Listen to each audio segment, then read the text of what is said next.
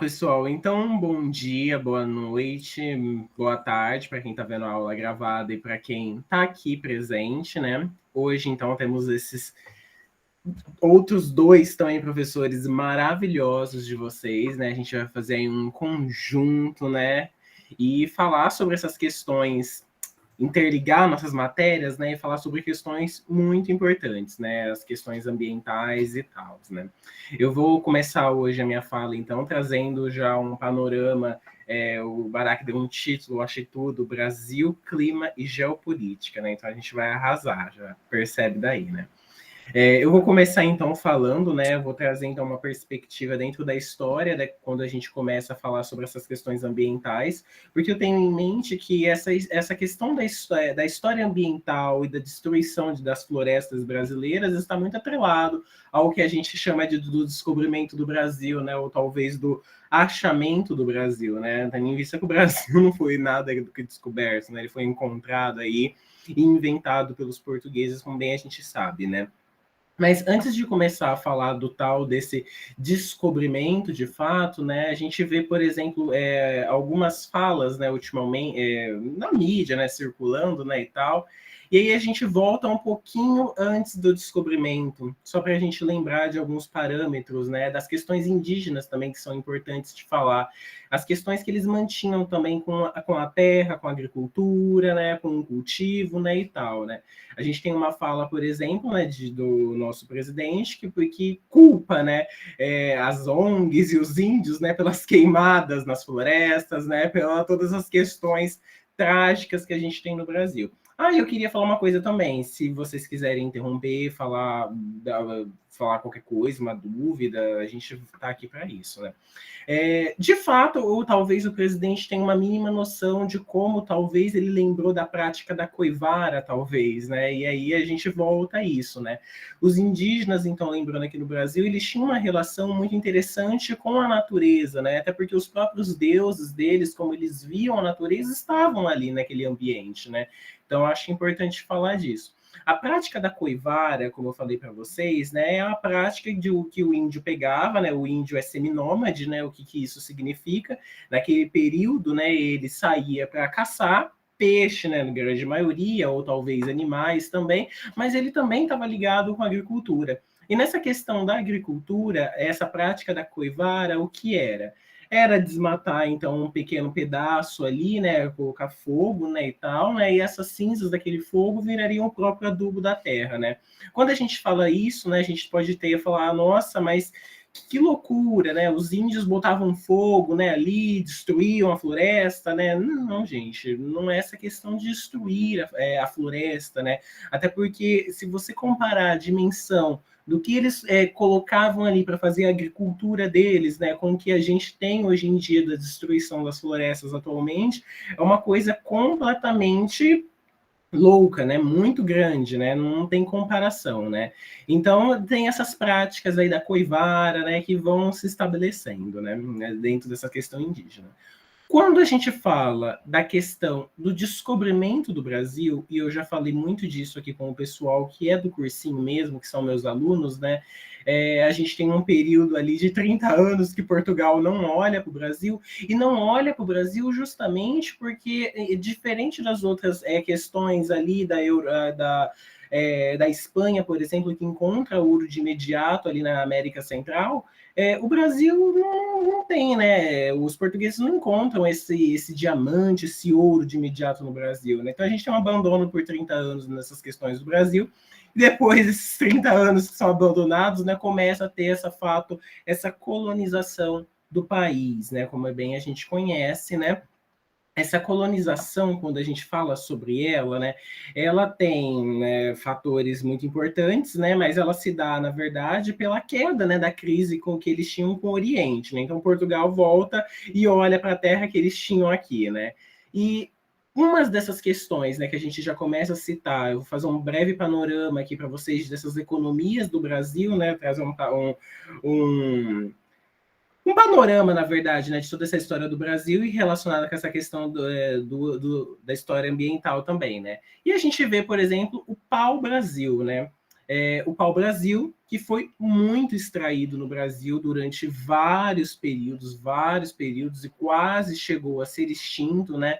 Lembrando daquela utilidade dele, né? Ele tinha toda aquela questão da madeira dele ser vermelha, né?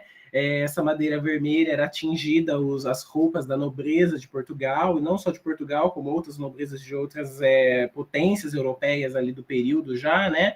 Que remetia às questões gregas também, né, de poder, né, a cor vermelha, né, e tal, né, localizando também vocês aqui naquela região do Rio Grande do Norte ao Rio de Janeiro, né, uma grande extensão do litoral onde era feito esse pau-brasil, né, que era uma atividade predatória e itinerante, né, e o que isso significa? Predatória porque não se pensava nessas questões do Brasil de cortar a madeira e replantar ela. Itinerante porque iam cortando e iam andando, né? Alastrando ali a costa brasileira e tirando essa preciosidade que era o pau-brasil nesse início do Brasil, né? Já falando dessas questões do Brasil colonial, né? Dentro disso, a gente tem também as feitorias, que vão ser as instalações provisórias, né, em diversos pontos da costa para armazenar o pau-brasil e exportar ele para Portugal, né, e ser lá vendido, né, lógico, né, a gente vai ter em mente, então, que todas essas questões que são ali do Brasil colonial são sempre de exportação também, e sempre de exportação de matérias-primas, como a gente vai ver bem hoje aqui, depois que eu terminar de falar, né. Esse pau-brasil foi extraído por mão de obra indígena, através do escambo, como a gente já falou, né? Aquela troquinha, eu te dou um espelho, isso daqui não é um espelho, mas eu te dou um espelho, e você me ajuda a ir lá e catar não sei quantos pau-brasils, né? Então, os índios iam ali, né, talvez num primeiro momento ali ajudar de boa vontade, mas logo já se percebe que os portugueses estavam tentando ali domar os índios também, né? E a gente vai perceber também uma palavra importante, que talvez seja uma palavra aí para evidenciar essas questões do pau-brasil, o tal do estanco, que seria o monopólio que a coroa vai colocar aqui no Brasil, já nesse primórdio, então, dessas questões de colonização. Então, a partir disso, já falando dessa primeira questão do pau-brasil, a gente consegue observar que foi cortado, não foi colocado, e daí a gente já tem um problema, porque a primeira economia do Brasil vai ser uma economia que não vai se pensar, por exemplo, nessas questões do pau-brasil, né, de replantar ele. Quando a gente fala sobre isso, e quando a gente vai falar, por exemplo, da União Ibérica, a gente vai lembrar das questões de quando Portugal se une com a Espanha e vira um reino só. O Brasil já foi comandado, então, por um imperador, por um rei espanhol, Felipe II, por exemplo, que observa toda essa dinâmica do Brasil colonial e pensa, né? Não vamos desmatar tanto para o Brasil, porque o pau-brasil vai acabar. E óbvio, hoje é uma árvore aí extremamente rara, né? Quase extinta, né? Vários problemas que a gente tem por 500 anos atrás, né? Então a gente vê, por exemplo, que esses processos, né, de extração de algumas dessas principais fontes que eram riquezas do período têm efeitos drásticos até hoje nos períodos que a gente vive, né? Avançando um pouco agora, falando da questão da economia açucareira, quando a gente fala da questão açucareira no Brasil, né, que começa o pau-brasil, então, está ali no século XVI, né, de 1500, né, e continua por um longo período de tempo, óbvio, né, mas a economia açucareira nasce, então, depois de todas aquelas questões das capitanias, né, que muitas delas não vão dar certo, né, e aí a gente vai ter economia açucareira no século XVI ao século XVII, tendo em vista também as várias crises que elas vão ter, né, principalmente já no século XIX também, quando a gente evidencia, por exemplo, várias crises relacionadas também a crises ambientais. Porque, por exemplo, o desmatamento não é só o desmatamento desses rios, dessas árvores, né? É um desmatamento também que causa, por exemplo, mudanças muito estruturais no país, né? Chuvas que tinham ali não vão ter mais, rios são esgotados por essas questões, por exemplo, das questões mineradoras, né? Como eu vou falar para vocês, mas a economia açucareira, voltando aqui, focando, né? Que eu saio um pouco do eixo, desculpa. Voltando aqui na economia açucareira, que começa no século XVI até o século XVII, ali onde tem uma predominância muito importante dessa tal economia, né? o século XVIII, século do ouro, recapitulando com vocês, né? Mas na economia açucareira, principais locais vão ser, de novo, o litoral do Nordeste, do Sudeste. Vai ter uma experiência portuguesa com a questão das ilhas atlânticas também, né? Que eles vão ver, né, como que se faz esse plantio da cana-de-açúcar, né? O solo de Massapê também, ali naquela questão do Nordeste, ali do litoral, é um solo importante também para a plantação dessa cana-de-açúcar, né? O clima tropical favorável, né?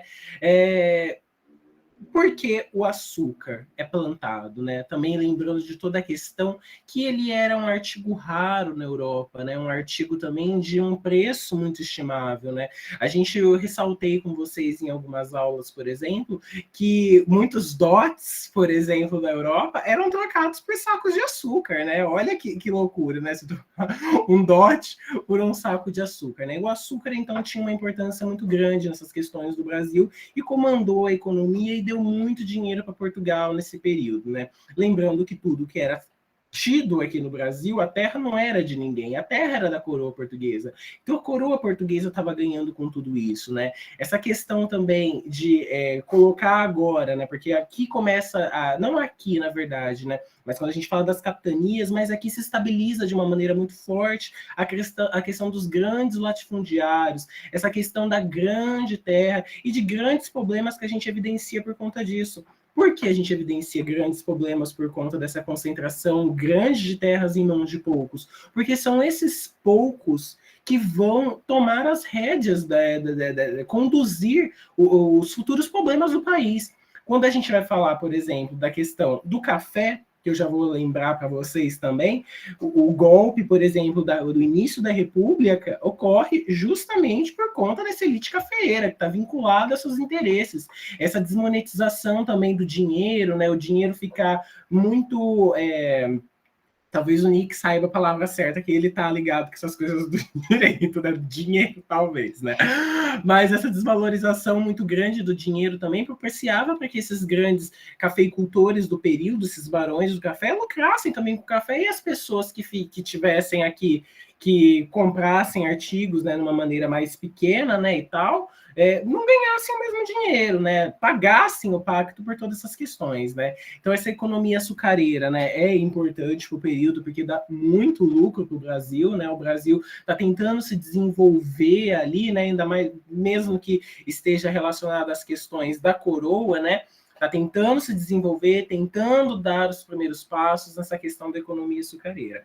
Lembrei, então, para vocês a questão dessa monocultura também, né? Que, óbvio, nessa grande porção de terra que era o latifúndio, se plantava apenas a cana-de-açúcar também, né? Numa pequena dimensão tinha a questão das questões de subsistência, né? Que eles plantavam também para eles sobreviverem aqui, né?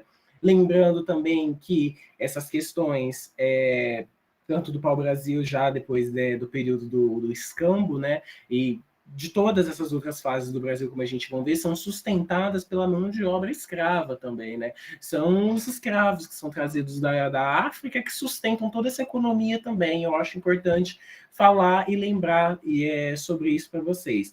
Quando a gente está falando da economia açucareira, tem um fato que eu acho muito interessante, que na verdade a gente nunca discute, o Nick até estava falando sobre, né, antes da gente começar, né, dessa questão do agro, né, e eu falo mais essa questão do agro, na verdade, voltado para a pecuária também. Porque a pecuária nasce nesse período como uma questão de subsistência. E aí, algum professor de história pode até mencionar para vocês, ali eles tinham um gadinho, né? E aí eles matavam o gadinho ali para comer. Mas isso vai se aumentando, vai aumentando, vai aumentando, vai aumentando, e vai chegando um nível, por exemplo, que o Rio Grande do Sul vai ser o grande exportador de charque, por exemplo, no Brasil. Não só suprindo as necessidades nacionais do período, mas exportando aqui para vizinhos na América do Sul e também para fora do país, né? Então a gente tem vai se desenvolvendo isso de uma maneira muito forte.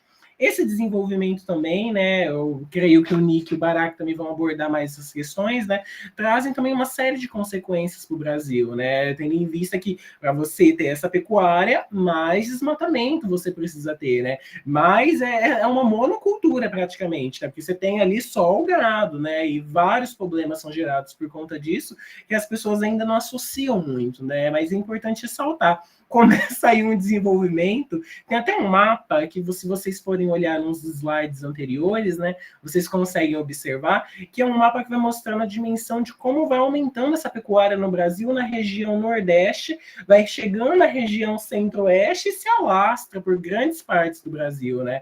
É importante falar sobre isso também. Deixa eu ver se tinha outra coisa aqui para mim falar.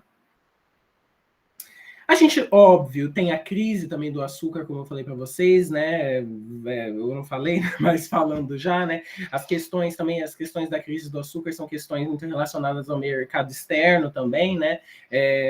Com a questão dos holandeses, né? Com a questão da União Ibérica, né? Que os holandeses ajudavam a ajudar essa questão de refinar o açúcar e levar ele para a Europa para distribuir ele e vender lá, né? Quando a gente tem a União Ibérica, por exemplo, rompem-se os laços porque a Espanha é inimiga da Holanda, né? E aí Portugal se unindo, o Portugal que tinha uma boa aliança ali com a Holanda, acaba levando, né? Acaba unindo os inimigos, né? E a Holanda acaba virando uma inimiga. Daí que desemboca também as questões das invasões holandesas no Brasil, né? Os holandeses, por exemplo, vão invadir uma parte ali do Nordeste e vão comandar por um período de tempo relativamente grande, né? Se não me falha a memória, são 30 anos, por exemplo, eles ficam ali, né? E tem uma administração pro período, não pensando no pensamento de hoje, uma administração excelente do Maurício de Nassau, né? Uma administração excelente. O cara consegue fazer com que os fazendeiros de açúcar não se revoltem com ele. Ele consegue fazer com que, nesse primeiro momento do Brasil colonial, tenha, por exemplo, uma aliança entre católicos e protestantes, que vão ser as religiões aceitas do período, né? Esqueçam que existe as religiões de matriz africana. Essa religião não é considerada nem de Deus, não pode. Mas os protestantes e os católicos vão conseguir viver ali no Brasil do Maurício de Nassau, né? Que vai ser o holandês que vai fazer essa administração do açúcar e que vai dar muitos lucros para a Holanda, por exemplo, né?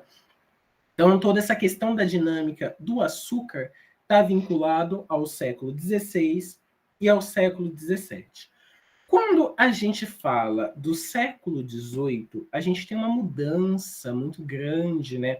Com a tal que repercutiu muito ultimamente, né? Por conta da questão da bandeira, da estátua do Borba Gato, né? Várias discussões acima, né? Mas a questão do século XVIII está muito associada com a questão dos bandeirantes. Por quê? Porque os bandeirantes rompem as questões do Tratado de Tordesilhas. Lembrando que até o século, até a União Ibérica ali, que ocorre já no final do século XVII, as questões do Tratado de Tordesilhas, aquela linha divisória que dividia o Brasil, não só pensando no Brasil, mas no mundo todo, né, mas dividia aquela parte do Brasil, um pequeno pedaço para Portugal e o resto aqui tudo para a Espanha, né? Essa questão, depois que tem a União Ibérica, né, Espanha e Portugal se unem num país só, depois que tem essa desmembração deles, né, agora Portugal vira um país independente, né, os bandeirantes estão ainda entrando no Brasil e passando o Tratado de Tordesilhas. Quando eles fazem isso, lógico que tem toda uma questão problemática em cima disso, né, porque o que eles têm em mente é enricar. Ficar rico, na verdade, né? E ficar rico, na verdade, com o tráfico de indígenas, né? Principalmente indígenas. Alguém comentou aqui, o Nick. A desvalorização do dinheiro, a perda. Isso, perfeito. Já deu essa questão, né? Mas os bandeirantes ali estão tentando enricar, né? Com todas as questões, né? De vender indígenas, né? E tal, principalmente os indígenas, principalmente povos indígenas, que sejam ali orientados ali, né? Meio que. Como que é o nome da palavra também? Não é evangelizados. catequizados pelos espanhóis, né? Então, para não roubar os indígenas dos portugueses, eles roubam os indígenas dos espanhóis, né? Por quê? Porque era muito mais rentável um indígena ser escravo, e nessas questões ainda do Brasil, os indígenas eram traficados ainda, né? Eram colocados como escravos também, né? Da mesma maneira que os africanos que aqui eram trazidos, né? Como escravos também, né? Mas essas questões, né, deles adentrando o Brasil para essa questão da economia também. Quando eles fazem isso, eles também descobrem uma outra coisa, né, que é as questões dos minérios, a questão do ouro, a questão também dos diamantes, né? E talvez tenha uma personagem que todo mundo lembra muito, né? E quando a gente sempre fala sobre isso, eu acho muito importante ressaltar a tal da Chica da Silva, né? Que está vinculada a esse período, que está ligada, né? O marido dela ali estava ali muito ligado com essas questões do diamante também, né? Que ocorre no século XVIII, né? Então, lembrando que já nesse período a estruturação do Brasil não é da maneira que a gente conhece, Minas Gerais não existe, Minas Gerais vai ser instituída depois disso, depois da tal Guerra dos Emboabas, como eu vou dar uma mencionada aqui para vocês, né? Mas aquela parte, região de Minas Gerais, pertencia à capitania de São Paulo, né? Pertencia ali, era toda uma extensão ainda da capitania de São Paulo, né? Tava bem ligado, São Vicente, né? Do período, né? E o pessoal ia lá e encontrou ouro de uma maneira muito interessante, né? Assim, as beiras dos rios, né? Adentrando o Brasil, eles já conseguiam encontrar ouro, né? O ouro, então, era extraído de uma maneira que era, assim, relativamente fácil, mas precisava de ajuda, né? E quando esse ouro é descoberto, lógico que Portugal intervém nisso, né? Cobram-se aquelas altas taxas que vão resultar, por exemplo, na Guerra do Felipe dos Santos, né? Que é o possível embrião do que acontece depois com Tiradentes, né? A Confidência Mineira, que é contra, por exemplo, a derrama, que era, por exemplo, o que a derrama era uma lei, né, que falava que quando a pessoa não pagava todos os impostos que ela tirava ali com ouro, o governo português podia entrar na sua casa e pegar o que você está devendo, né? Então, praticamente, eles entravam na sua casa e pegavam teu gado, pegava o ourinho ali do que estava no oco do pau santo, né? Como que é o pau do santo? Oco, pau santo, santo do pau oco, né? É o nome do negócio. Então, achava o ourinho que estava ali, né? Todas essas questões bem vinculadas, né? Mas, no entanto, quando vai se desenvolvendo um pouquinho melhor, quando o pessoal do norte, por exemplo, né, nessa questão ainda não tem nordeste no Brasil, né, então do norte do Brasil vem para essa região mais do centro, fazer também essa extração do ouro, a gente consegue perceber já uma outra questão ainda derivadas das questões ambientais, que são, por exemplo, eles mudarem os cursos dos rios, por exemplo, para ficar mais fácil a extração do ouro, né? E isso acontece, por exemplo, aquele grande fazendeiro que tinha muitos escravos, né, para ajudar a fazer tudo isso, né? Lembrando também que para fazer tudo isso, não só mudar o curso do rio para ficar aquela parte onde está o ouro poder ser pega, mas também desmatar um pouco daquela floresta que está em volta do rio, fazendo com que aquele rio também morresse. Né? Aquele pequeno rio que dava aquele, né? A gente sabe, por exemplo, da importância de ter árvores, né, do lado de rios, né, para eles que continuem ali, né, sendo rios, né, e tal. Acho que o Nick e o Otávio o Barak podem desenvolver melhor essas questões ligadas à geografia, né? Mas são questões importantes, né? E os caras vão lá, desmatam por uma questão do minério, né? Como eu falei para vocês, né? O ouro, não cheguei a falar, né? Mas é aquele ouro de aluvião, que é um ouro que é encontrado na superfície, né? Técnicas rudimentares que eles utilizam para caçar aquele ouro, né? Aquele negócio lá, como que é o nome? Que eles fazem assim, como que é o nome? Bateia. Esqueci. Como que é o nome? Teia? Bateia. Bater, eu acho que esse é o nome, né? Eles utilizam ali para ver as pedrinhas e pegar o ouro, né? Então, essa economia mineradora também durante o século XVIII, né?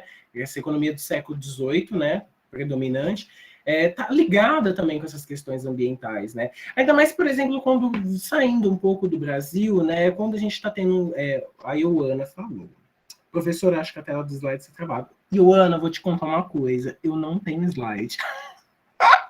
Desculpa, mas eu não consegui Porque ainda na tela inicial, como tema de você, não tem slide na minha parte. Desculpa, eu só estou comentando aqui com vocês. Vão anotando, por favor. Ai, o que eu ia falar? Deixa eu lembrar. Saindo um pouco do Brasil também, né? Quando a gente fala, por exemplo, dessas questões de desenvolvimento também, né? De industrialização, né? Já falando sobre isso também, né? Quando a gente vai adentrar já o século, talvez, do café, né? A gente olha, por exemplo, e fala uma coisa que as pessoas não falam muito, né? Quando a gente fala da Revolução Industrial na Inglaterra, por exemplo, né? Revolução Industrial ali que foi muito forte, claro, para a questão ambiental, né? Você ficou. Não, tudo bem. Essas questões industriais também são muito fortes para as questões ambientais, né? E aqui no Brasil também vai ter uma coisa similar, né? Quando a gente fala do surto industrial no período do Pedro II, e quando a gente vai ter industrialização de fato já no período republicano, né? Mas essa questão industrial, por exemplo, na Inglaterra, né, que vai impactar outros países, porque mesmo meio que segue alguns parâmetros também similares, né, é que ocorre, obviamente, uma grande desmatamento ali nessas florestas, né, para fazer fábricas, né, para ter produtos primários, né.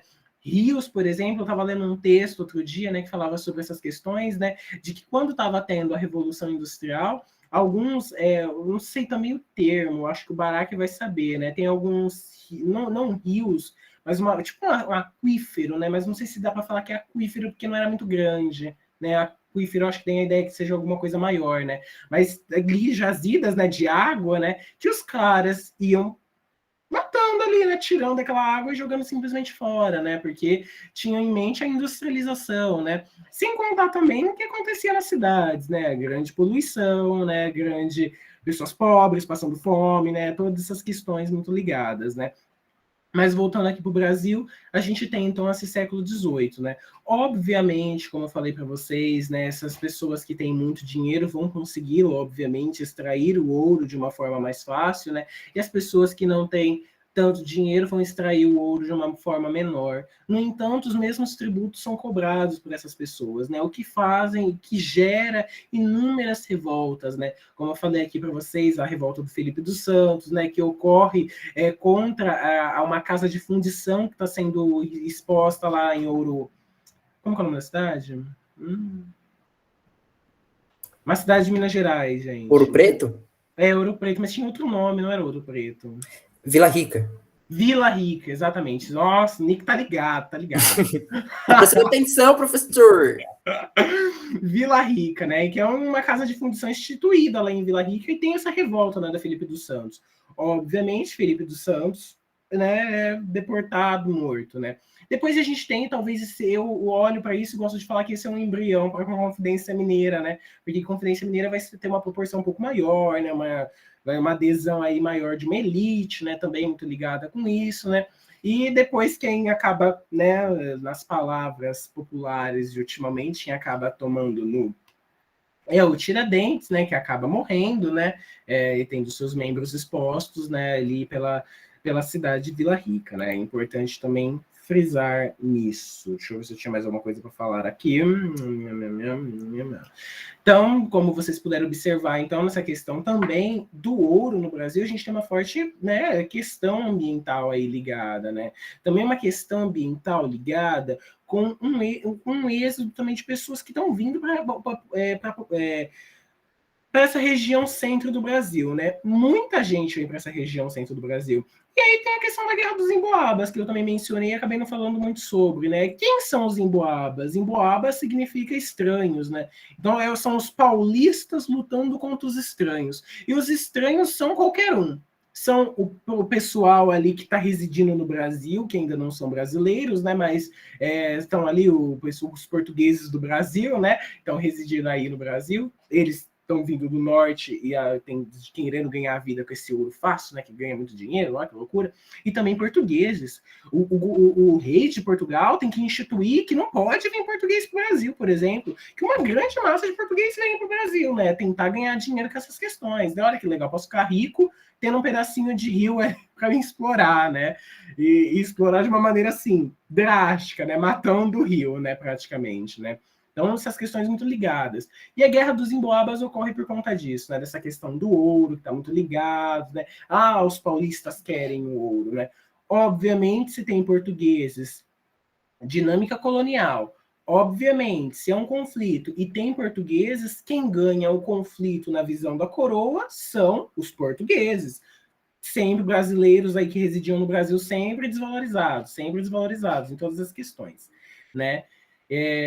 Guerra dos Emboabas, então, denota a perda para os paulistas, né? E depois de 10 anos se institui, né, a região ali de Minas Gerais, como a gente já conhece, né? Mais ou menos ali estruturada nos moldes que a gente tem hoje em dia nos mapas, né? Terminando já o que eu queria falar, né? Aí, já no século XIX, a gente vai ter o café. O café, eu acho que é uma das economias mais importantes do Brasil, porque ela vigora também por um longo período de tempo, né? E ainda hoje também, até o açúcar, né? São muito importantes, né? No país, né? Mas a economia, a cafeeira no Brasil traz, eu acho que essa questão dessa economia traz sérios desgastes, né? E coisas desastrosas para a Mata Atlântica ali do período, né? Lembrando, então, o café começa ali na primeira metade do século XIX, né, ali com as questões do Pedro I, né, com os governos lá regenciais, né, e tal, tá nascendo o café ali. O café ainda não é plantado em larga escala, como, por exemplo, era a cana-de-açúcar, né, nesse primeiro momento. Ele era uma planta que não se sabia direito o cultivo dela, né, então ela era plantada ali no meio de outras plantas, né, e tal, né, mas ela era plantada já nesse período. Já na segunda metade do século XIX tem o boom do café, porque o Brasil começa a se alinhar com as questões mundiais, né? Não que ele não estava alinhado, né? Já estava alinhado, né? Nas questões, por exemplo, quando a gente fala do pau-brasil, que era uma coisa que dava muito dinheiro, do açúcar, que era um artigo de luxo na Europa, mas o café está alinhado porque começam a se plantar café nos Estados Unidos e está dando muito dinheiro, né? E o Brasil, observando isso, plano, vamos plantar café também, que a gente vai ganhar dinheiro. Então a gente tem aquela questão do Vale do Paraíba, onde se começa a plantar o café naquela estrutura ali, ao lado da corte, né, ao lado ali, o Vale do Paraíba, para vocês se localizarem melhor, fica ali no Rio de Janeiro, aqui essa parte pegando um pouquinho de São Paulo também, né? E aquela parte foi a parte que começou, então, plantar o café. Lembrando mais uma vez, né, eu acho importante ressaltar que isso era utilizado por mão de obra escrava, né? As pessoas negras estavam muito ligadas com essa economia que dava muito dinheiro aí já para os barões do café. O Brasil já vive outro período ali, né? Que não seja o século XVIII. O Brasil agora está independente. O Brasil agora está aí com um rei aqui, está com um império, enquanto a gente tem várias repúblicas do lado. É interessante isso, uma loucura. Né? Mas essa questão do café está ligada por quê com a questão ambiental? Porque no Vale do Paraíba, eles desmatam numa quantidade assim absurda para o período a floresta atlântica, né? Eles desmatam, e eles usam uma técnica de cultivo muito, muito estranha, muito rudimentar, tanto que se planta café ali, né, por alguns anos, e depois a terra fica improdutiva. A terra nessa região ali do Vale do Paraíba, até hoje, é uma terra improdutiva, que não consegue plantar nada direito. Quando você anda de carro, por exemplo, você vai para o Rio de Janeiro, por exemplo, ali dá uma olhada. Ó, Mário comentou assim, professor, a lei de terras representava um controle ou uma reforma disfarçada de exploração, ou não há uma relação direta com o aspecto ambiental. A lei de terras, né, quando a gente fala sobre ela, a lei de terras de 1850, né, junto com a lei Eusébio de Queiroz, né, e tal, dessas questões já do Império, localizando vocês no período aí dessa lei, a lei de terras estava em mente, né, continuar, obviamente, com essa questão ligada às questões rurais, obviamente, né, mas também ligada com as questões imigratórias que estavam vindo, né? Quando a gente fala sobre isso, a gente lembra, por exemplo, dos imigrantes, né, que estavam indo para os Estados Unidos, né, e tal, e lá tinha, né, uma lei de terras também, né? Essa lei de terras, né, o que ela vai propor é dar um lote, de vender um lote de terras, né? A primeira vez que a gente tem, por exemplo, as terras sendo vendidas no Brasil, né? Antigamente, eu acho que é importante você tocar nessa questão, que é a questão da terra, é a questão do latifundiário, é a questão da crise do ambiente também, que está ligada com isso também, né? As terras eram dadas por cismarias, né? As pessoas iam lá, né? Davam essa terra, porque a terra, na verdade, não era da pessoa que estava ali cultivando, mas a terra era da coroa portuguesa, até as questões ali do Brasil colônia, né?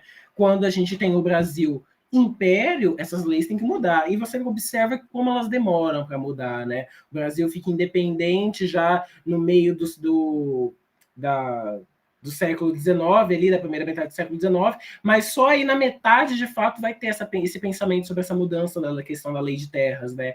E aí se muda isso, né, para as pessoas poderem comprar.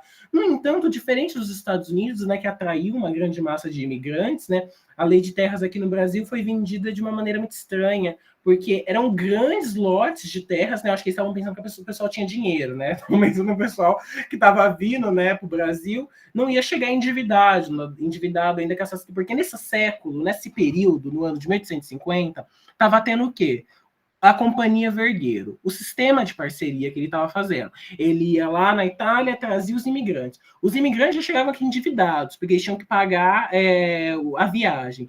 Eles estavam ali residindo na fazenda, eles tinham que pagar praticamente por tudo, até pelo café que eles consumiam, eles tinham que pagar. E eram preços exorbitantes que o Vergueiro e a companhia deles, os outros ali fazendeiros, cobravam, né, sobre essas pessoas, né? Diferente dos preços que vendiam na cidade, por exemplo, dentro da fazenda eram vendidas a preços exorbitantes. Mas essa questão da lei de terras tem uma relação, então, esse aspecto ambiental, né? Porque é uma relação de que propagar, na verdade, o grande latifúndio, né? Grandes pessoas que vão continuar na Terra. Essas grandes pessoas que continuam na Terra são um problema até hoje, na verdade, quando a gente para analisar isso, né? A gente tem uma concentração de terras muito grande na mão de poucas pessoas, né? E isso faz com que, por exemplo, essas pessoas determinem, por exemplo, como que vai ser a economia do período, né? Quando a gente fala sobre essa questão do café já nesse período, a gente observa, por exemplo, de quando o café não estava conseguindo ser vendido para a Europa ou qualquer outro lugar que queira comprar café, o dinheiro daqui do Brasil se desvalorizava de uma maneira muito drástica para o café ficar mais caro, né? Para valer mais para o pessoal que plantou ele ganhar dinheiro com café. Isso repercute no quê? As pessoas que moram e não estão ligadas com isso, porque quem vai ganhar dinheiro, na verdade, com isso é o latifundiário. E quantos latifundiários tem? 5? Quantas pessoas tem? 1.000, né? É uma diferença muito grande, né, de pessoa, dessa questão dessas pessoas, dessa elite que está comandando. Uma elite que está ditando agora, nesse período, as regras do jogo, né? Como a gente observa, né? A partir de tudo isso, né? Então, essa questão cafeeira, essa questão da lei de terras está bem ligada com isso, né? É uma questão de essa lei de terras, né? Ela é pensada para ser diferente, mas ela é executada de uma forma completamente do que ela foi pensada, né? Pensada para dar a terra para o imigrante, mas não foi dado terra para o imigrante, né? Não foi vendida terra para o imigrante, porque era muito caro. O imigrante chegava aqui endividado, como que ele ia comprar terra? Tinha como, né? Essa questão vai mudar um pouco mais para frente, na verdade, né? Então, essa questão... Deu para responder, Mário? Eu falei, mas não sei se eu falei. Gente, já tô acabando, tá? Eu juro. Deu? Ah, então tá bom. E essa questão cafeeira, então, é muito importante, como eu falei para vocês, né? Esse artigo como o café, né? Essa planta verde, né? Como era chamada no período, deixa eu chamar planta preta, né? Mas, assim, essa planta verde, né? Lembra outras plantas, né? Uma loucura. Né? Muito cultivada aqui e causou sérios problemas, né? Com essa questão do Vale do Erva mate, hein, gente? Erva mate, tá? Erva mate. Só o Nick tá falando, né? Eu pensei em outra coisa. Não vamos pensar besteira. Mas de tanto tá desgastado o Vale do Paraíba, o que acontece? O pessoal dessa elite cafeeira tem que ir até o oeste paulista, né? O novo, tá? Depois o novo oeste paulista, né? E daquelas terras utilizar, né? Tem uma coisa que as pessoas começam a falar, e eu acho que eu já destaquei isso para vocês, que eu não gosto, é que algumas pessoas falam, uma característica interessante do Vale do Paraíba é que eles utilizavam mão de obra escravizada, e no oeste paulista eles não utilizavam, era imigrante. Mentira. Lógico que utilizavam sim, gente. Como que não utilizava? Eram os parâmetros do período de ter o escravo, era uma questão de luxo, tá vinculado a isso. O escravo vai perdendo, na verdade, de uma maneira muito gradual, né? Como ele vai sendo a abolição, na verdade, né? Eu não vou adentrar nisso, né? Mas essa questão do café, muito importante, então, para tudo isso, né? E quando, só já terminando, né, essa questão do café, vou terminar com isso, quando a gente fala da questão da república, e é principalmente a primeira república, a república das oligarquias, que vai ser a elite comandando o Brasil, não na primeira fase, né, que é a República da Espada, mas na República das Oligarquias, quando a gente tem a elite comandando o Brasil, a gente vê, evidencia, na verdade, como o Estado agora brasileiro prioriza e sempre priorizou, até nos dias atuais, as questões do agronegócio, essa questão do agroexportador, essa questão do grande latifundiário, como eles sempre foram ali, né? A gente lembra da questão do convênio de Taubaté, a gente lembra do fund rolling, né? Ali, todas essas questões muito vinculadas para priorizar e fazer com que os cafeiros continuem sempre ali fazendo o café um artigo que continue rendendo dinheiro para o Brasil, né? E aí a gente lembra da questão também do Getúlio Vargas, né? O tal queima o café, que ele queima o café, né? Para o café continuar aí, né? Mas antes disso a gente já tem outras situações, né? Por exemplo, alguns governadores, alguns governos, por exemplo, já da República das Oligarquias, eles exportavam café para os Estados Unidos ou até para a Europa, e estocavam lá o café e deixavam lá para o café valorizar, sabe? Uma loucura, uma loucura. Então, essas questões ambientais, eu queria terminar falando que elas estão ligadas extremamente com o controle, com um projeto, com o Estado, porque elas são amparadas por conta disso. Essa questão do desmatamento não é uma questão que está sozinha, né, em tudo isso, né? É uma questão que está sendo aí, como vocês puderam ver ao longo da minha exposição, está sendo amparada sempre por um governo, sempre por um superior, e visando apenas o lucro. Obviamente, as questões ambientais são deixadas de lado e vários problemas a gente consegue ver hoje ainda, né? Problemas seríssimos, drásticos, né? Da nossa economia. A gente lembra, por exemplo, do que aconteceu no Pantanal e o grande desmatamento que está acontecendo na Amazônia, né? E o gado, né? Que surpreendentemente brotou no Pantanal agora, depois das queimas, né? Então é isso. Queria terminar minha fala, agora eu passo, né, pro pessoal e vamos lá, pessoal. Vamos lá. Desculpem falar tão grande assim. Vamos lá. Oi, peraí, vou ligar minha câmera. É internet, né, gente? É a vida. Ah, é complicado, né? Ai, meu Deus. Mas tudo certo, gente? Vocês querem fazer mais alguma pergunta pro Matrix? Tudo certo? Acho que tá, pode começar. Vai. Então agora a gente vai entrar na questão da climatologia. Oi, o que aconteceu aqui? Travou tudo.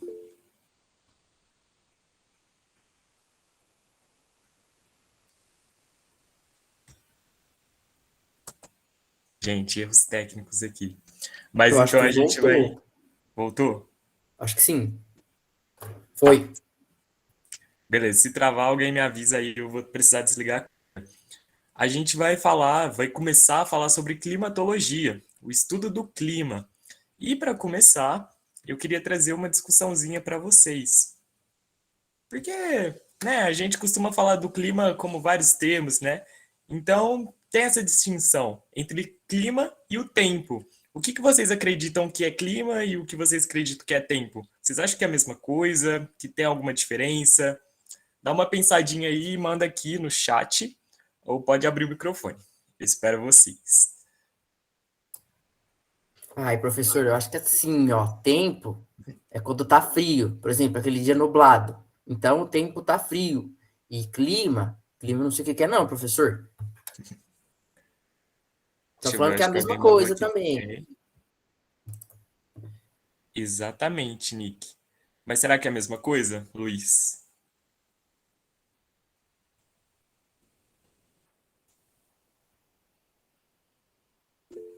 Não sabe.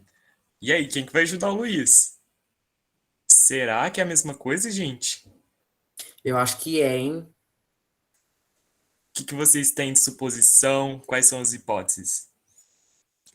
Ó, clima é o que tá rolando entre a gente, tempo é o que a gente tá perdendo. Amei. Ó, o Mário mandou aqui também. Acredito que o clima se refira justamente aos fatores razoavelmente constantes, característicos de uma região específica. Meu Deus, a definição. É perfeito, Mário. Então eu já vou responder, porque o Mário já quis estragar a nossa brincadeira, né? Aí que ele complementa ainda. Em contrapartida, o tempo seria algo sobre fatores mais variáveis, eu acho. Ele acha, né? Mas já tem certeza.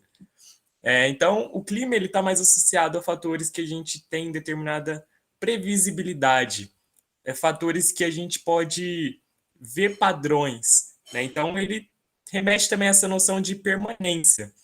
Enquanto o tempo é quando sua mãe sai lá fora e fala assim: ah, o tempo tá para chuva hoje, hoje não chove.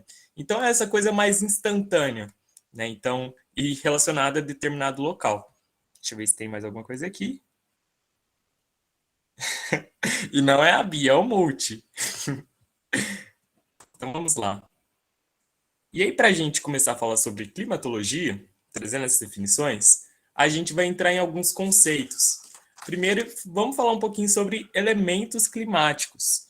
O que é isso? São características que a atmosfera pode apresentar. Então, são fatores que a gente usa para analisar o clima, a climatologia.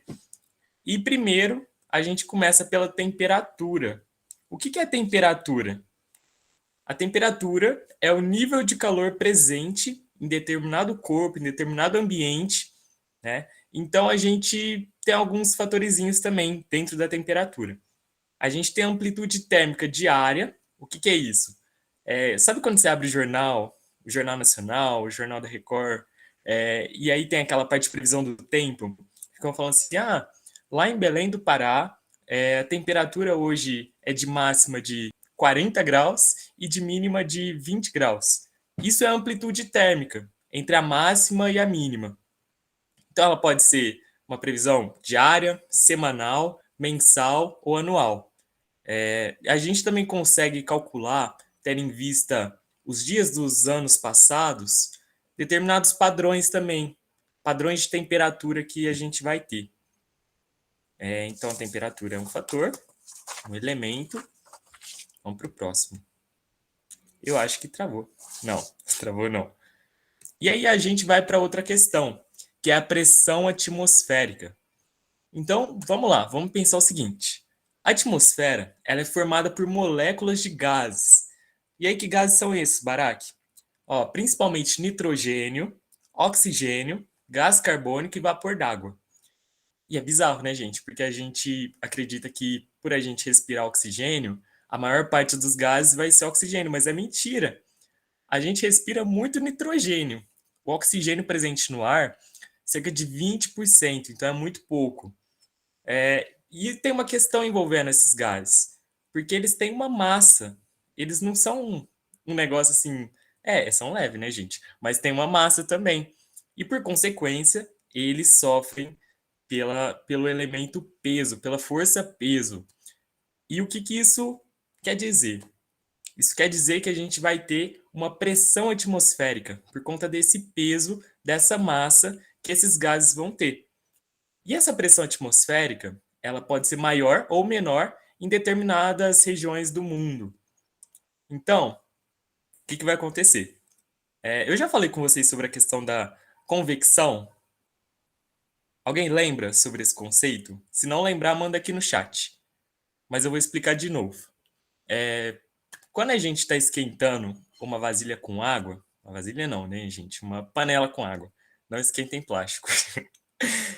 A gente observa que começa a borbulhar ali. E quando a água está muito quente, acontece um processo, que é o processo de convecção. Então, aquela água que está no fundo da vasilha, da panela, ela vai se esquentar. Isso, Mário, exatamente. É o mesmo movimento que vai acontecer com magma também. Essa água ela se esquenta e ela vai para a superfície. A superfície estava fria e o frio desce vai ser aquecido.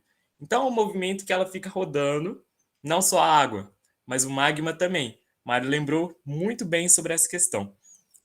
E a pressão atmosférica é mais ou menos a mesma coisa. A gente tem esse movimento entre uma área de maior pressão para uma área de menor pressão. Então, essas massas de ar, esse movimento do ar, ele também acontece. Então, a gente vai ver as massas de ar, os movimentos e os deslocamentos das massas de ar daqui a pouquinho. Mas sobre isso está tudo certo? Ficou coloridinho? Alguém tem alguma dúvida? Às vezes pode ser um pouco meio chatinho, né, gente? Porque isso também envolve algumas questões físicas. Mas tá tudo certo? Física é mó legal, mano. Ai, que horror. Ó, o Luiz falou que tá tudo certo. Yasmin também. Então vou prosseguir. Qualquer coisa vocês me travem. Vamos falar agora sobre... Ai, o que é isso? Estranho. Acho que você apertou alguns segundos, algum número no teclado. Aparece isso. Aqui. Ai, fiquei com medo. Mas então, vamos falar sobre umidade. Lembra que eu falei que o que compõe também a atmosfera são vapor d'água.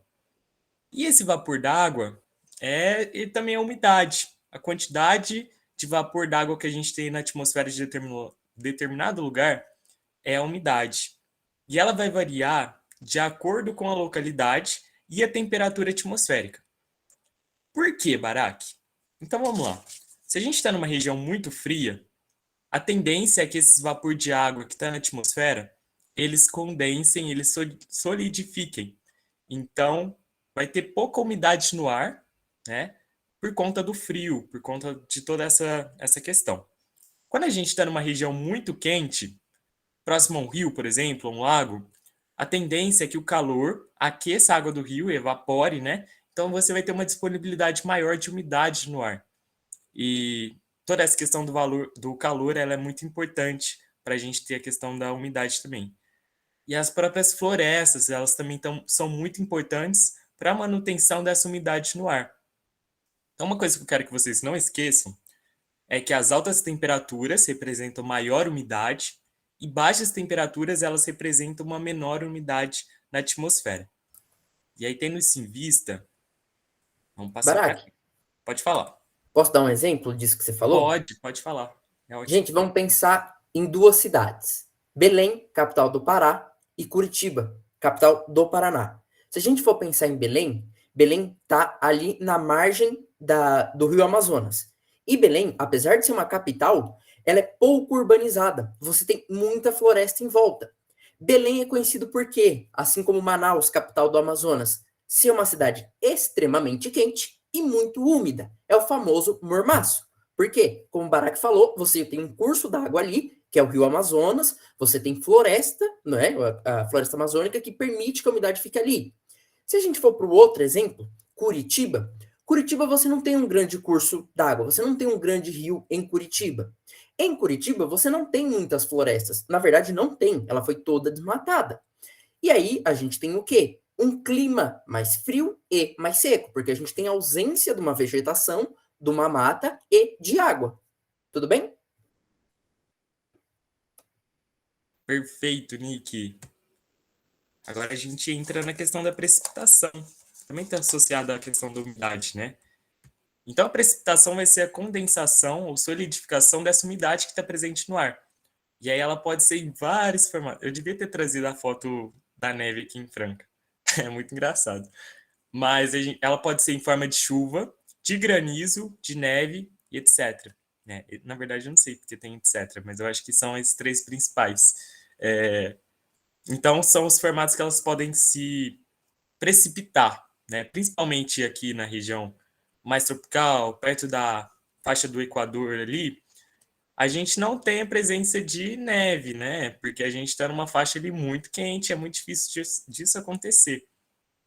Então, a gente tem alguns pontos importantes para pensar também sobre a precipitação. A gente tem um total de precipitação e uma distribuição anual em regiões específicas do globo, né? Isso também está muito associado ao clima, à vegetação, à composição geológica desses espaços também. Isso vai afetar na forma como a precipitação ela vai acontecer, ou não. Então, a gente tem algumas... como ela se forma, né? Como as precipitações elas se formam. Chuvas convectivas. Então, lembra essa questão da convecção, esse processo que a parte mais aquecida ela sobe, a parte mais fria desce, e elas fazem uma troca a todo momento. Isso vai provocar chuva. Então, a subida do ar quente, ela provoca chuva. Chuvas orográficas. Essa palavra é muito feia, parece um xingamento, né, gente? Mas lembrem quando a gente estava estudando geologia e a gente discute as cadeias orográficas, orogênicas, né? Então, o que a gente está falando? A gente está falando do relevo. Então, o relevo ele também vai influenciar na chuva. Eu acho que o maior exemplo que a gente tem, pelo menos aqui na América Latina, é a questão da Cordilheira dos Andes, porque ela é uma barreira natural, um relevo, que vai impedir que a chuva que vem do Atlântico ela passe para o Oceano Pacífico. Então, ela desce aqui para a parte mais sul, centro-oeste do Brasil, da América do Sul. Isso também é muito importante, porque se não fosse essa barreira natural, que é a Cordilheira dos Andes, a gente não teria chuva aqui na nossa região. Então, todo o estado de São Paulo, toda a nossa região seria um imenso deserto, como já acontece nessa faixa ao redor do mundo. Então, é muito importante isso. E também, já pegando o gancho, a floresta amazônica ela é responsável por fazer um corredor de umidade, que são os rios voadores, né? Então, esse corredor de umidade, quando ele esbarra nessa muralha, que é a Cordilheira dos Andes, ele vai descer e vai trazer chuva para a nossa região. E aí, além das chuvas orográficas, a gente tem chuvas frontais. Pode falar, amor.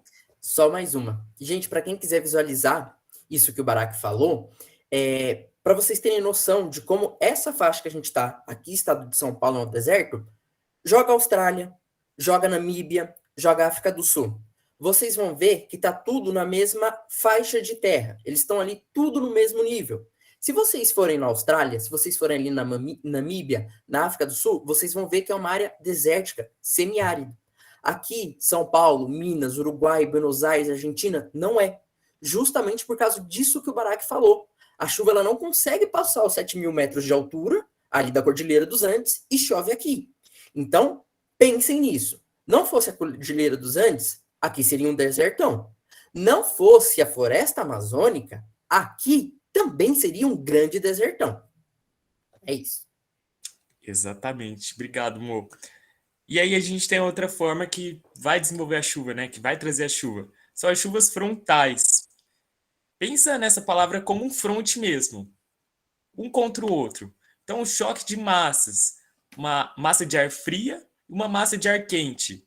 Quando essas duas se esbarram, elas fazem chover, elas sangram, né? Então, pensa no confronto ali. E os orográficos, vocês lembrem sempre a questão do relevo, da orografia. Tudo certo, gente? Muitos xingamentos. Qualquer coisa vocês perguntem. E vamos lá. Aí a gente tem alguns fatores climáticos. O que são isso? Diferente dos elementos climáticos, né? Isso quer dizer características que levam tempo a ser como ele é. Então, primeiro vamos falar sobre a latitude. Quando eu estava no ensino médio, era sempre muito difícil para mim visualizar essa questão da latitude, da longitude, né? Mas pensa na latitude como aquelas faixas horizontais que cortam o globo. Então, quando eu estou falando aqui de maiores latitudes, eu estou falando daquelas regiões mais extremas do globo. Tanto na faixa mais extremo sul, mais extremo norte. Então, essas são as latitudes, essas linhas horizontais que cortam o globo. E aí tem uma questão. Quanto maior as altitudes, menores as temperaturas e maior a amplitude térmica. E essa questão da menor temperatura é principalmente também pela menor incidência solar nessas regiões, né? Então, isso também vai afetar a questão do clima. E também a amplitude térmica que a gente já tinha falado, né?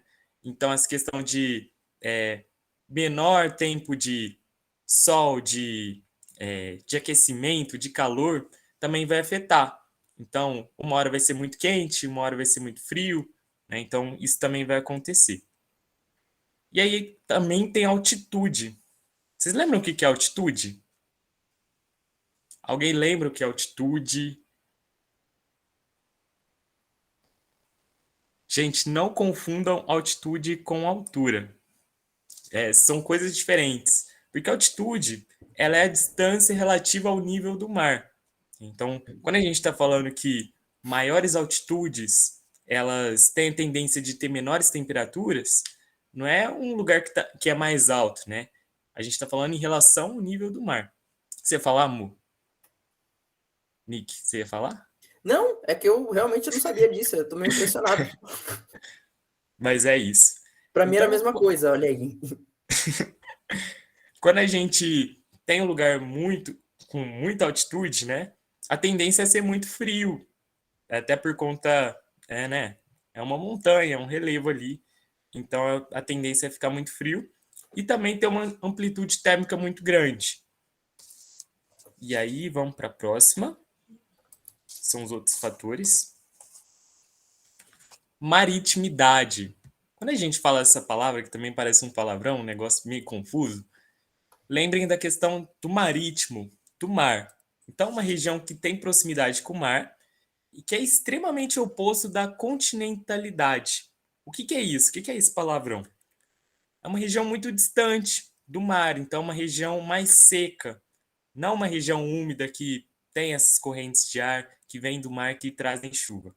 Então são realidades muito opostas, espaços muito opostos, né? E aí vamos pensar sobre a questão da maritimidade. Por conta do aquecimento e resfriamento do mar, a tendência é que a gente tenha menores amplitudes térmicas.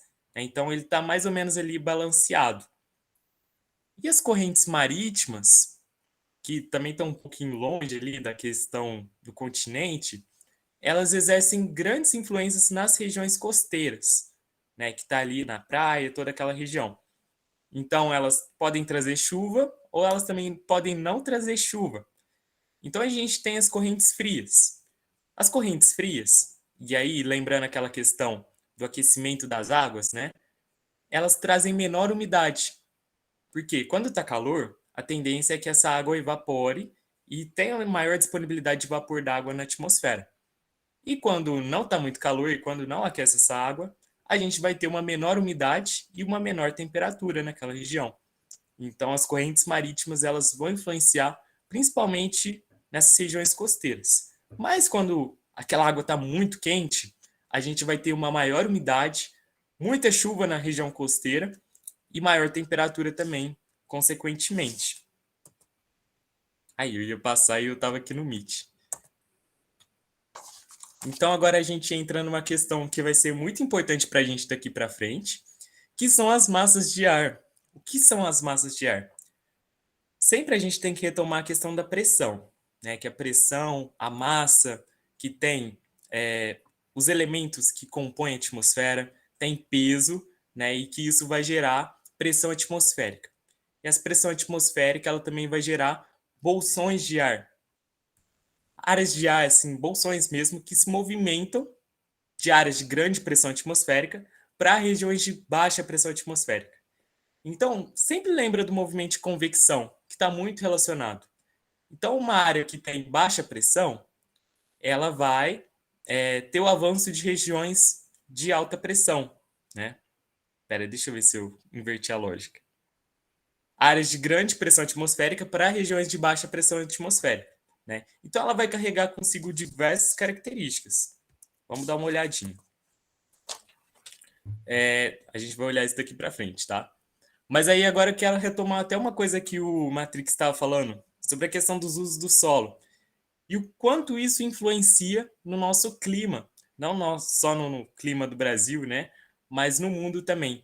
Todas as intervenções humanas, antrópicas, no solo, elas vão afetar a forma do clima também. Quando o Nick estava falando sobre a questão da floresta amazônica, a gente tem que se atentar principalmente a essa questão aqui.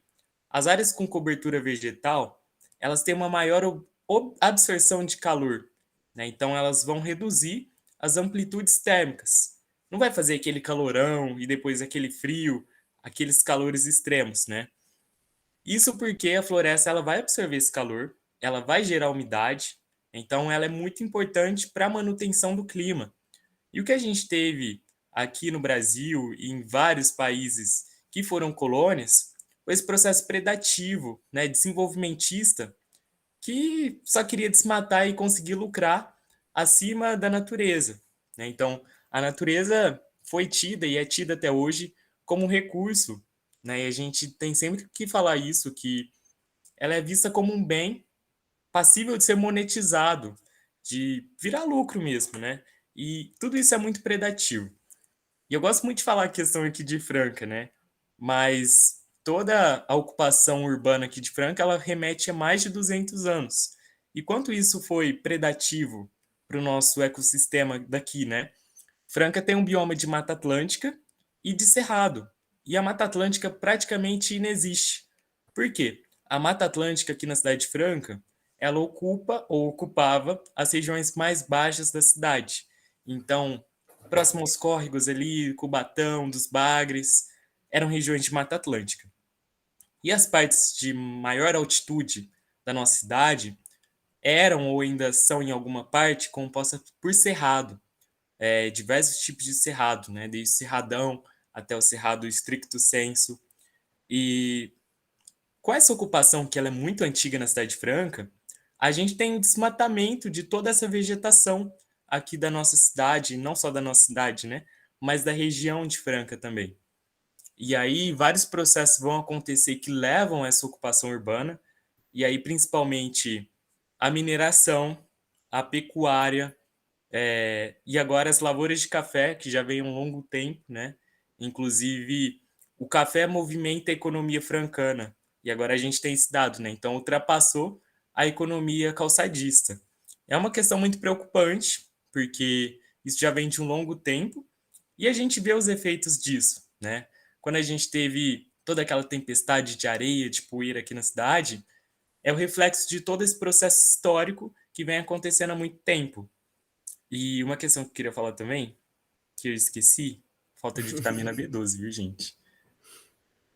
Esqueci. Mas eu vou lembrar. Pode falar, amor. Eu queria falar, você falou da região de Franca, né? A cidade onde eu moro aqui, Sertãozinho, né? Era uma fazenda, né? Antes de ser uma cidade e tal, né? Também tá muito ligado com isso, né? Acho interessante isso. Você falou, né, da questão do café, porque enquanto a sua tava voltada, a Franca e tá voltada para o café, aqui nessa região aqui, daqui de café também, óbvio, né? Mas também aqui tá muito voltado com a questão da cana-de-açúcar.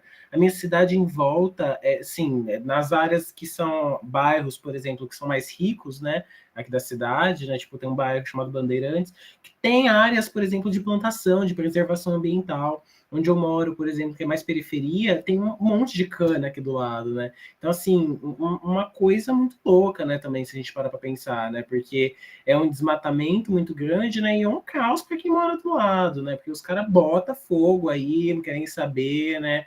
São animais que vêm aqui pegando fogo, passam na rua, né? Uma loucura, uma loucura. Obrigado, porque agora eu também consegui lembrar o que eu precisava. Que É que esse tudo! processo de desmatamento, ele fez com que a gente tivesse, no Brasil inteiro, um dos menores índices de vegetação nativa, originária. Então, Franca tem mais ou menos 10% de tudo que tinha antes. Isso é muito grave. E tem cidades da região que tem muito menos. Barreto, se eu não me engano, tem 5% de toda a vegetação que tinha. Isso é muito preocupante. Por isso que eventos como aquelas tempestades de poeira, de areia, vão voltar a acontecer e vão acontecer com cada vez mais frequência, porque a gente tem toda essa ocupação antiga, predatória do solo, né, e que não preserva essas áreas que são importantes para a manutenção do nosso clima harmônico, saudável, que já não existe mais. Pode falar. É que vocês estavam falando disso, né? E eu me lembrei de uma outra questão. Percebam, quando o Matrix ele falou, o que tinha de plantação? Cana-de-açúcar. Vamos pensar um pouquinho, gente. Se a gente está indo ou voltando de Franca para Ribeirão Preto, a gente acaba passando por Batatais. Por que será que Batatais se chama Batatais? A Nick, é óbvio, planta batata. Tá, só que quando você passa ali na rodovia, o que você vê? Plantação de cana-de-açúcar. Se você vai para Limeira, perto de Campinas, Limeira. Por que será que é Limeira? Será que tem a ver com limão, lima? Tem a ver com isso. O que planta lá hoje? Cana-de-açúcar. Um último exemplo. Se a gente vai para Vinhedos, Valinhos, também região de Campinas. Por que se chama assim? Porque deve plantar uva. O que planta lá hoje em dia? Cana-de-açúcar. Então vejam dois aspectos. Primeiro, a dependência econômica das cidades do interior, não as cidades do interior paulista, mas o estado de São Paulo, como depende de um único produto, a cana-de-açúcar, e vejam como isso acarreta não só em desmatamento, mas como isso acarreta também numa perca de variabilidade de vegetais.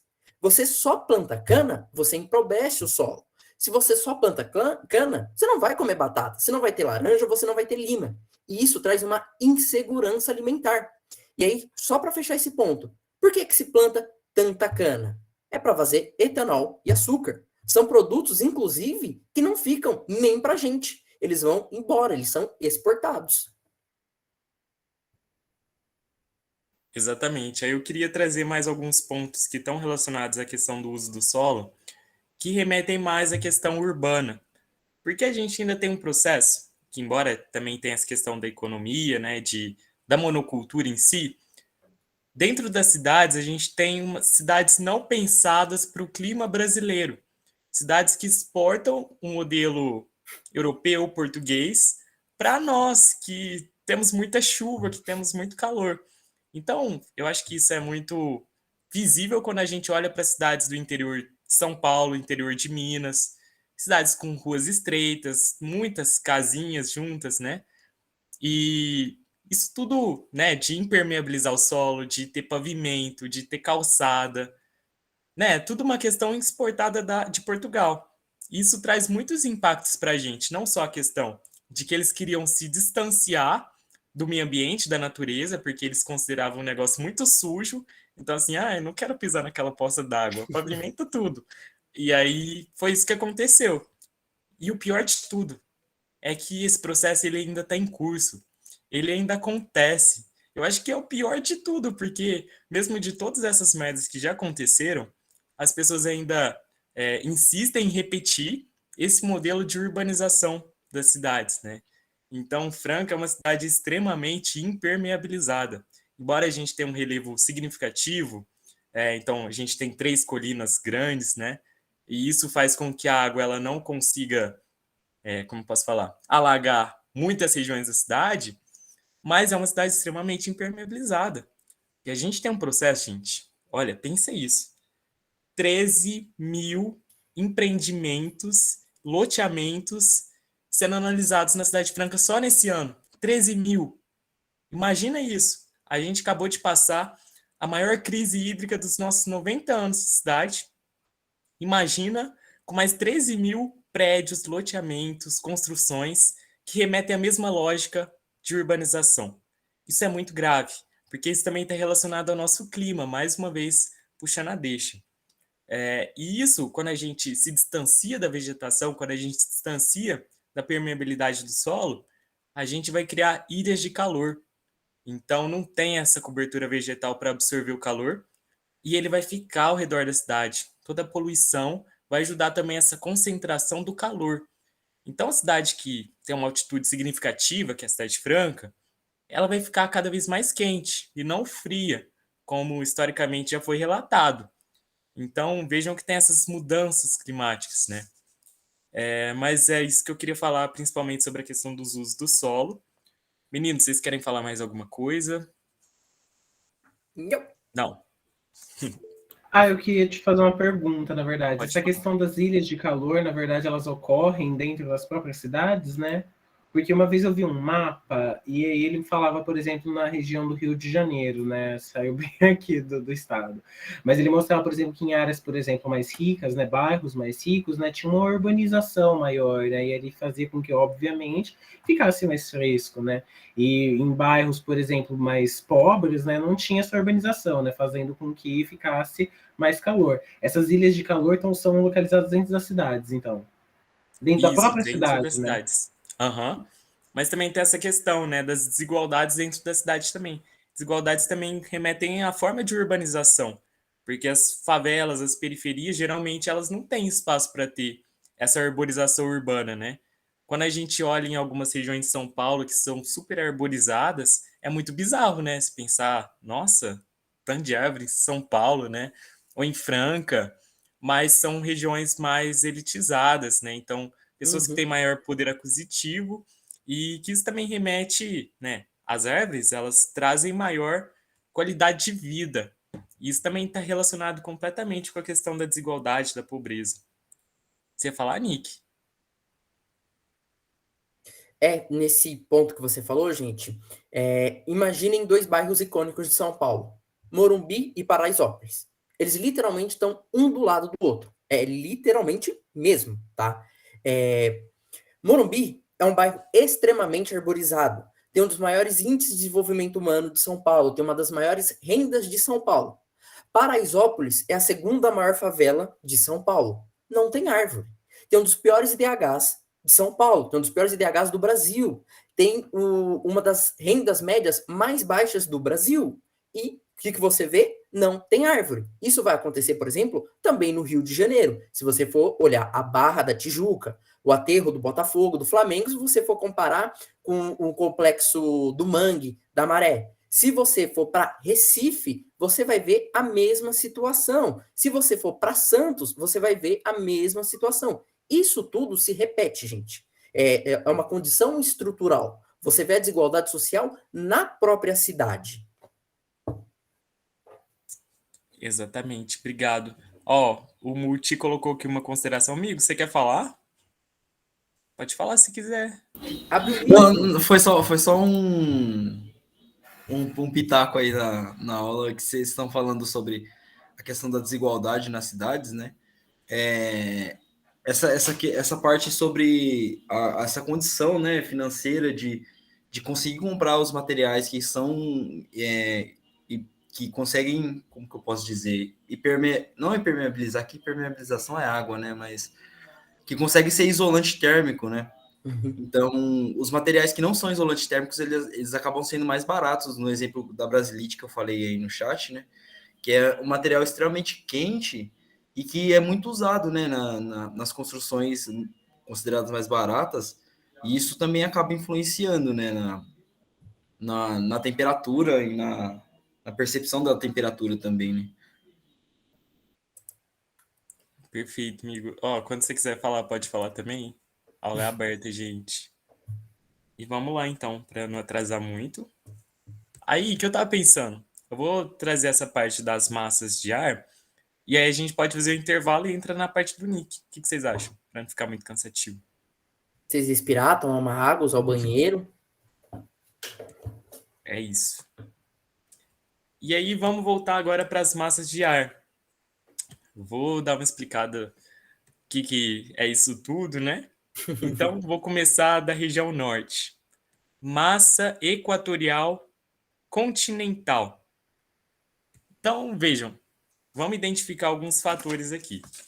Primeiro, que eu falei que regiões perto da linha do Equador, regiões muito quentes, elas têm tendência a ter maior umidade.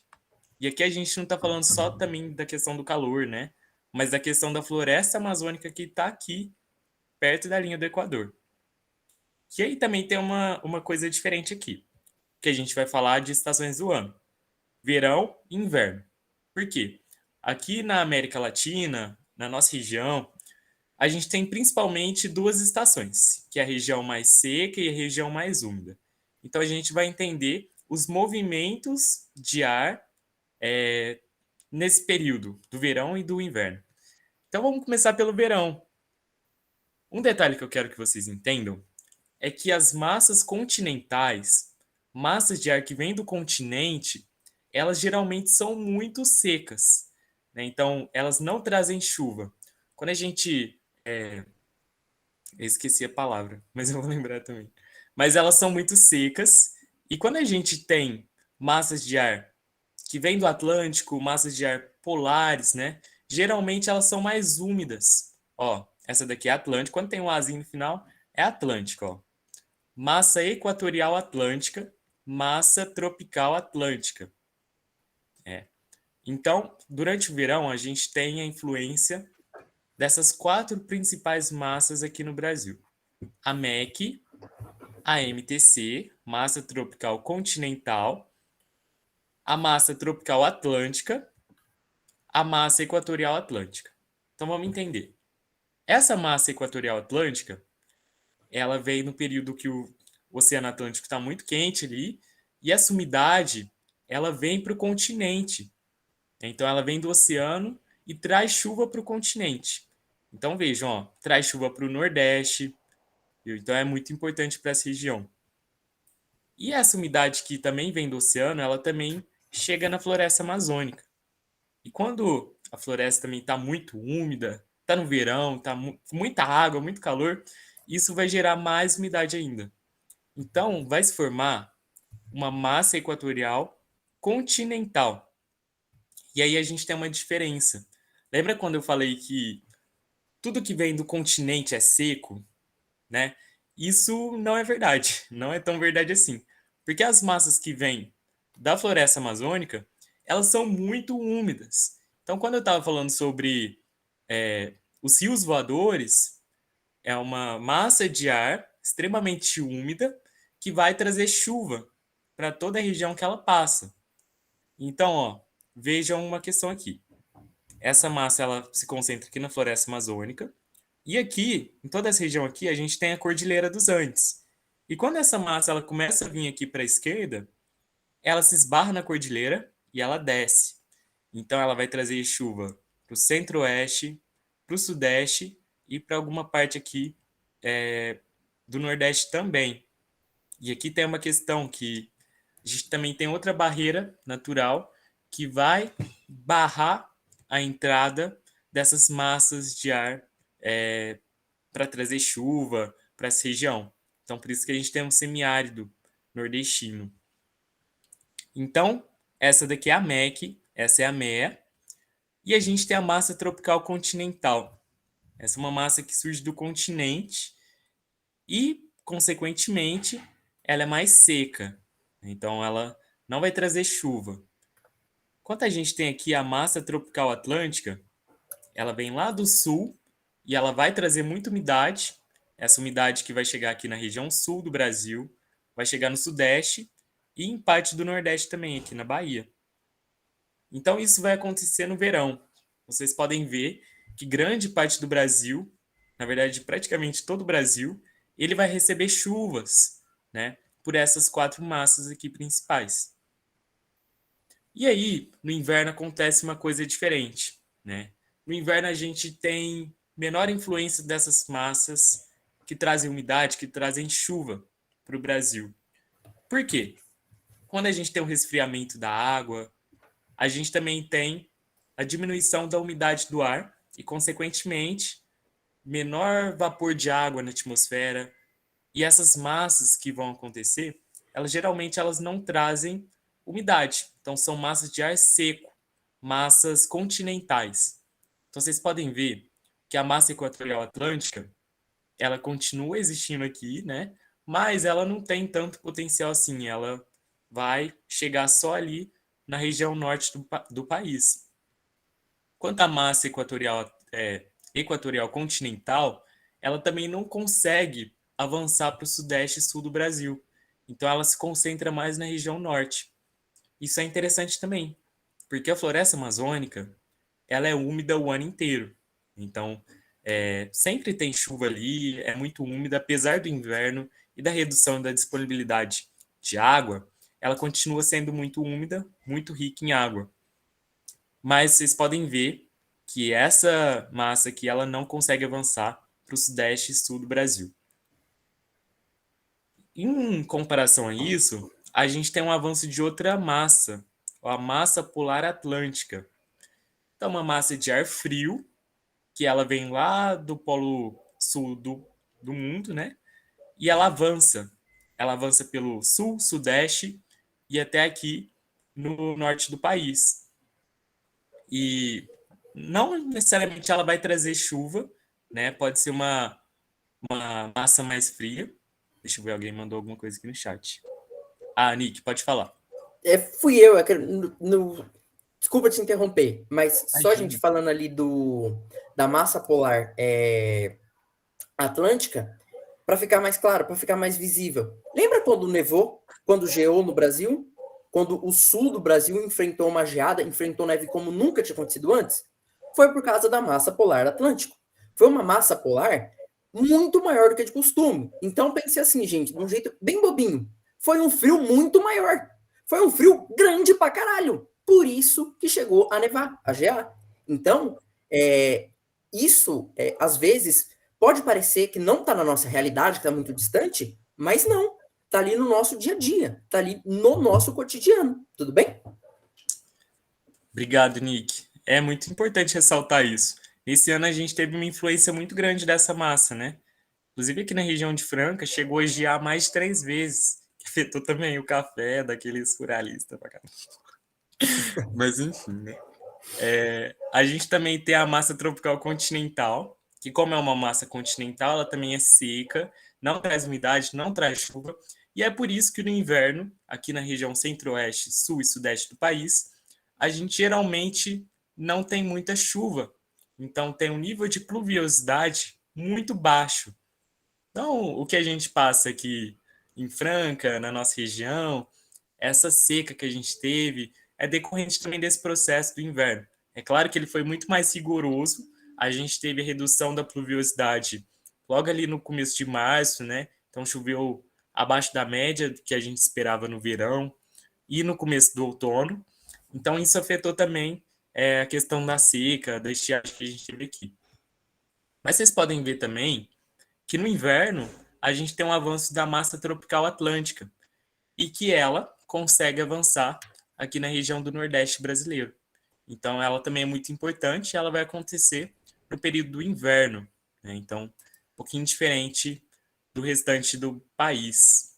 E, geralmente, ela vai trazer chuva, que ela vem do oceano. Gente, vocês estão com alguma dúvida? Eu sei que é muitos termos, né? Muito conteúdo. Tudo certo? Sim! Aí só o Nick me respondendo. Ó, o Luiz falou que tá tudo tranquilo. Gente, fica com vergonha de perguntar não, viu? Ó, o Mari falou Ixi, que olha, não tem 2 nenhuma pessoas já falou que tá questão. tranquilo. Tá ótimo, então. Tá ótimo. Só para terminar essa parte aqui, então, ressaltando, né? Então, a gente tem 2 períodos principais, 2 estações principais aqui no Brasil, o verão e o inverno. Aqui tem uma classificação um pouco diferente, né? Então, massa seca, ó, tem laranjinha aqui. Massa úmida, que tá em azul, ó. Então, o que vem de úmido? O que traz chuva?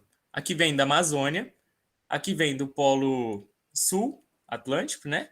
Aqui vem do oceano, sempre traz chuva, tá? É úmida. Enquanto aqui vem do continente, traz seca, né? Vai trazer um ar seco, com pouca umidade. Então, é isso que vai acontecer, esse processo. E no inverno, essas massas que trazem o ar mais úmido, elas são mais fracas, né? Então, por isso a gente tem uma estação do ano um pouco mais seca. Se ninguém tem mais alguma dúvida, eu acho que a gente pode fazer uma pausa e aí a gente volta para a aula do Nick. Que hora que vocês acham que a gente volta? Que hora que você acha, amigo? Acho que era bom. Vamos voltar a 9h20, que senão vai ficar muito apertado. Pode ser, gente? Eu prometo que vou fazer vocês sofrerem só um pouquinho. Eu vou bater, mas é com carinho, tá bom? Ai, meu Deus. Eu sou péssimo. Beleza, então. Gente, vamos fazer assim. 9h20, sem falta, a gente volta, tá bom? Então, dá uma pausazinha, toma uma água, vai no banheiro, xinga o professor e fala, meu Deus do céu, mano, o Nick não deixa o professor falar, meu. Cara chato, tio. Oh. Vão jantar também. Comam um pouquinho, viu? É importante. Não vão jantar não, que vocês não vão deixar com fome. É isso, gente. Até daqui a pouquinho. Eu não sei se para a gravação. O que vocês acham? Acho que dá pra O que você deixar acha? rolando, hein? Acho que pode deixar, né? Acho bom interromper, depois retoma de novo. Aí fica 2 vídeos, aí eu upo os 2 vídeos, não tem problema. Qualquer coisa você me chama também, amigo, que eu posto. Ah, boa. Ela Demorou. vai parecer o Senhor dos Anéis, versão estendida.